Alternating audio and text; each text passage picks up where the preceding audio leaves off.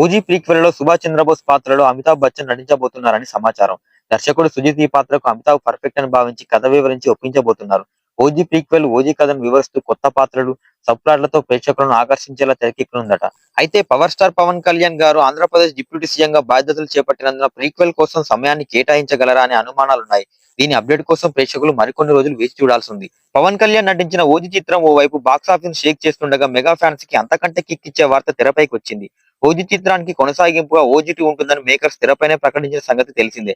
అయితే అది సీక్వెల్ కాకుండా ప్రీక్వెల్ గా తెరకెక్కించేందుకు సుజిత్ ప్లాన్ చేస్తున్నారు. జపాన్ దేశం కోసం పోరాడి ప్రాణాలు కోల్పోయిన వీరుడు కుమారుడిగా పవన్ కళ్యాణ్ ఈ మూవీలో కనిపించాడు. దీనికి ప్రీక్వెల్ గా తెరకెక్కే మూవీలో సుభాష్ చంద్రబోస్ పాత్రని లీడ్ గా తీసుకుని దాని చుట్టూ కదలుతున్నారు సుజిత్. ఎన్నో అంచనాల మధ్య వచ్చిన ఓజీ పవన్ ఫ్యాన్స్ కి ఫుల్ మీల్స్ పెట్టడంతో పాటు సినీ ప్రియులను విశేషంగా అలరిస్తుంది.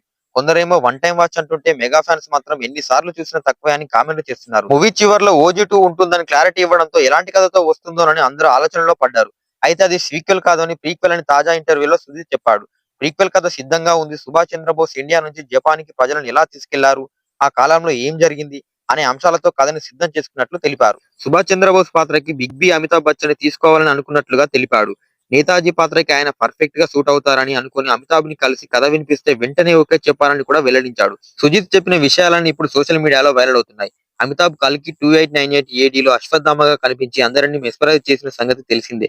ఇప్పుడు ఆయన నేతాజీగా చూపించేందుకు సుజిత్ సిద్ధమవుతుండటంతో ఓజీ ప్రీక్వెల్ పై అప్పుడే అంచనాలు మొదలయ్యాయి. మరోవైపు ఓజీ ప్రీక్వెల్ లో పవన్ కళ్యాణ్ గారు ఉంటారా లేదా అనేది సస్పెన్స్ గా మారింది. ఎందుకంటే పవన్ కళ్యాణ్ గారు డిప్యూటీ సీఎం కాకముందే ఒప్పుకున్న సినిమాలకే డేట్స్ కేటాయిస్తున్నారు. ప్రస్తుతం ఆయన చేతిలో ఉస్తాద్ భగత్ సింగ్ తప్ప వేరే ప్రాజెక్ట్ ఏవీ లేదు. హరిహర వీరమల్లు, ఓజీ కూడా డిప్యూటీ సీఎం కాకముందే అంగీకరించినవే. తన వల్ల నిర్మాతలు నష్టపోకూడదనే ఉద్దేశంతో ఆయన ఈ మధ్య కాలంలో మధ్యలో డేట్లు ఇచ్చి కేటాయిస్తూ వాటిని పూర్తి చేశారు. ఇకపై ఆయన పూర్తిగా రాజకీయాలకు పరిమితం అవుతారా లేక సినిమాలు కూడా చేస్తారా అనేది సస్పెన్స్ గా ఉంది. అందువల్ల ఓజీటీలో ఆయన ఉంటారంటే ప్రశ్నార్థకమే. కానీ ఇటీవల జరిగిన ఓజీ సక్సెస్ మీట్ లో పవన్ కళ్యాణ్ గారు సుజిత్ సినిమాటిక్ యూనివర్సిటీలో నేను ఒక భాగస్వామ్యాన్ని వెల్లడించడం జరిగింది. దీన్ని బట్టి చూస్తే పవన్ కళ్యాణ్ గారు ఓజీటీలో ఖచ్చితంగా ఉంటారని అర్థమవుతుంది. మరి మీరేమనుకుంటున్నారో కామెంట్ చేయండి. జై హింద్.